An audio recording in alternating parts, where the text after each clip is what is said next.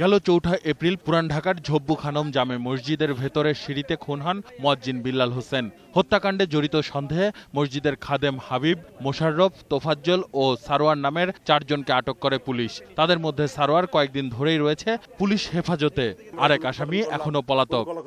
ওরা বেশ কিছুদিন যাবত, বিশেষ করে প্রায় ২ বছর আগের থেকে এই মুয়াজ্জিন বিলালকে সরিয়ে দেওয়া বা তাকে খুন করার ক্ষেত্রে তারা পরিকল্পনা করে এবং ইতিপূর্ব তাকে ২ বার খুন করার জন্য প্রচেষ্টা চালায়, কিন্তু ২ বার ব্যর্থ হয়। কিন্তু এইবার তারা সফলকাম হয় এবং খুন করার জন্য মূল দায়িত্ব পালন করে এখানে যে খাদেম হাবিব, সে মূল দায়িত্ব পালন করে, সে নিজ হাতেই খুন করে। ২৮ বছর ধরে বিল্লাল মসজিদের মুয়াজ্জিন হিসাবে কর্মরত ছিলেন। আর মসজিদ কমিটি না থাকায় মসজিদ মার্কেটের ভাড়ার টাকা বিল্লাল একক ক্ষমতায় ব্যবহার করায় এই হত্যাকাণ্ড ঘটে বলে জানায় পুলিশ। মসজিদের ওখানে কিছু ইনকাম ছিল, মসজিদের নিচে ২টা ফ্লোরে প্রায় ৩৩টে দোকান ছিল, ৪০-৪২ হাজার টাকা সেখানে ইনকাম হয়।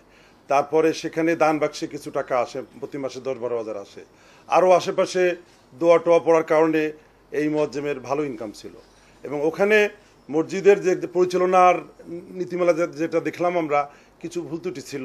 গ্রেপ্তারকৃতরা হেফাজতে ইসলামের সঙ্গে জড়িত। এই হত্যাকাণ্ডে আর কোনো কারণ রয়েছে কিনা তাও খতিয়ে দেখছে পুলিশ। আসিফ সুমিত, ২১ টেলিভিশন, ঢাকা।